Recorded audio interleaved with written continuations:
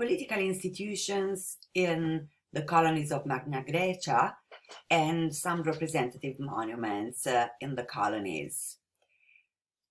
So unfortunately, the data relating to the political institutions of the cities of Magna Graecia and Sicily are quite scarce, and so it's not possible to reconstruct the socio-political framework of each individual apoikia.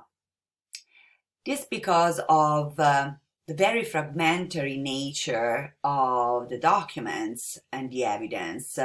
But as always, new discoveries cast light, at least on certain aspects of the socio-political framework, and monuments are important for this too.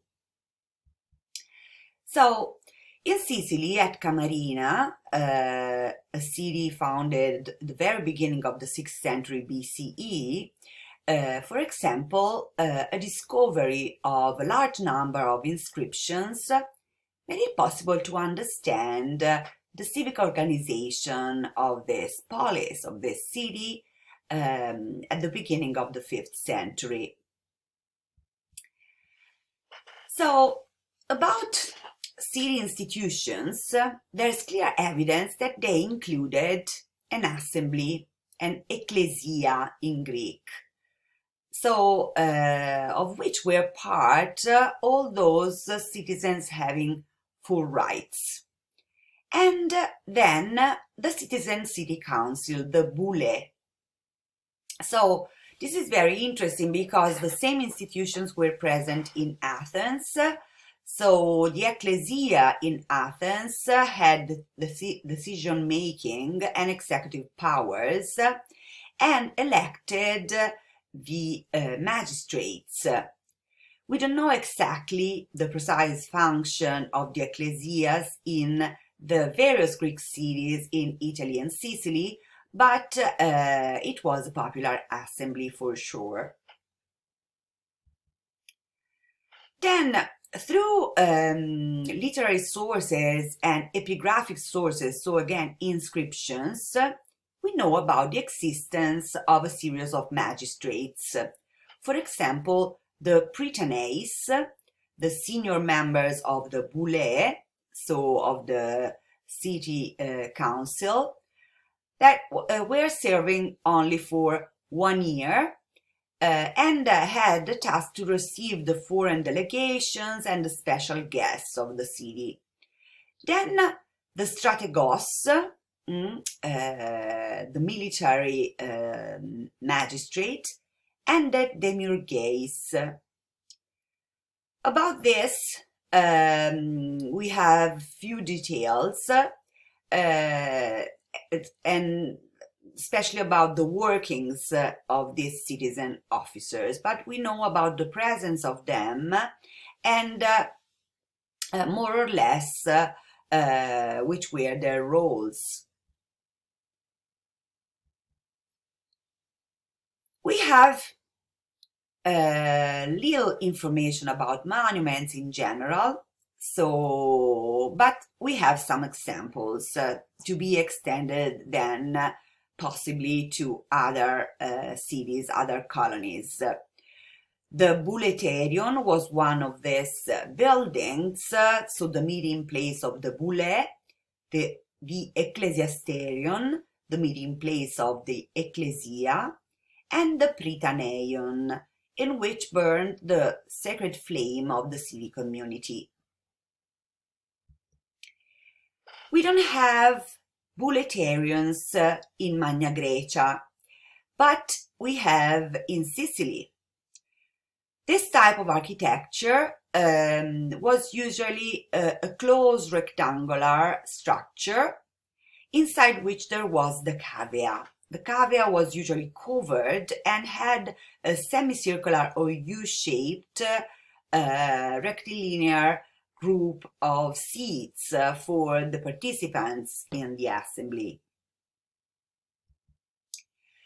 The Ecclesiasterion, that was the meeting place for the assembly of the people, initially was inside the agora, the central and main square, in areas that were furnished with wooden stands set around an area called the orchestra.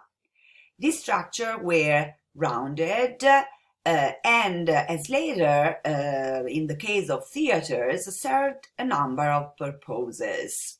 They were both cultural but political too, or competitive. In Western Greece, so in Magna Grecia, have been identified 3 circular tiered structures that we can identify as ecclesiasteria, so the meeting place not of the boule but of the ecclesia. We have examples in southern Italy, Metapontum, that is the earliest, with a wooden face dating back to the end of the 7th century BCE, in Posidonia, then named Paestum, and in the Sicilian city of Agrigentum. The Prytaneion was a very important building because it was the religious earth and so the symbol of the city, the site of the sacred flame that was directly brought from the mother city, the communal earth.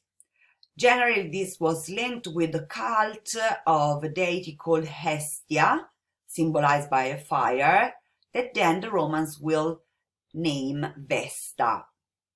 We have the remains of 2 buildings in Sicily that have been identified for this use, but there is not complete consensus on this.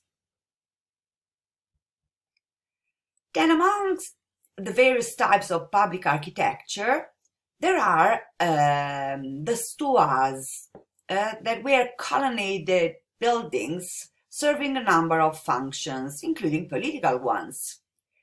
They were originally shelters for faithful in large sanctuaries, and soon then they became used in many public spaces of secular character too.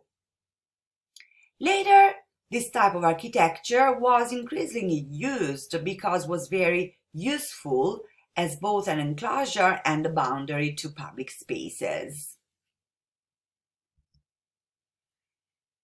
Then finally, an area of particular importance for the new city was the Heron. So this was particularly important for new foundations, so the colonies. Heron meaning a building or place dedicated to heroes. For the colonies was particularly important the Heron of Deikistes, so the founder, that was usually situated in the public square. We have few buildings that can be identified as Heron in the colonial world, but one is in Posidonia, so Paestum, then one in Sicily, Megara Iblea, and one in Africa in Cyrene or Cirene. So let's see the one in Cirene because it's very famous. So Cirene was the city in northern Africa, today Libya, founded about in 630 BCE by the inhabitants of the island of Thera, today Santorini. The leader of these inhabitants was called Batto. So the Equistes of Cyrene was Batto. The Greek poet Pindar, wrote about him in its poem, in his Odes.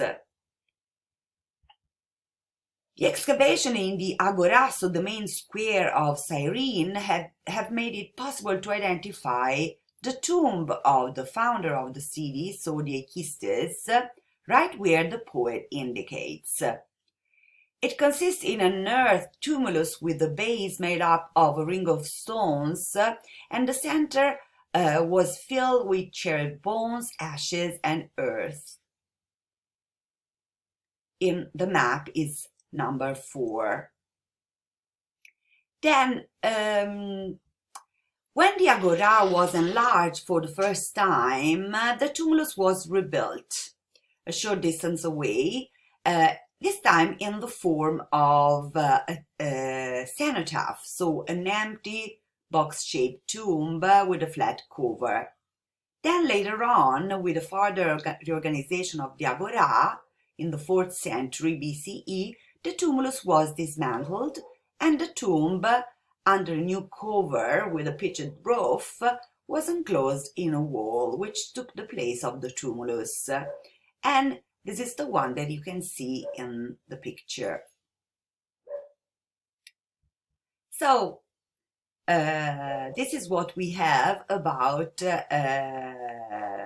monuments representing the most important institution in colonies. Only some examples, but just to have a taste of the most important and first architectures in Magna Graecia and the Greek colonies around the Mediterranean.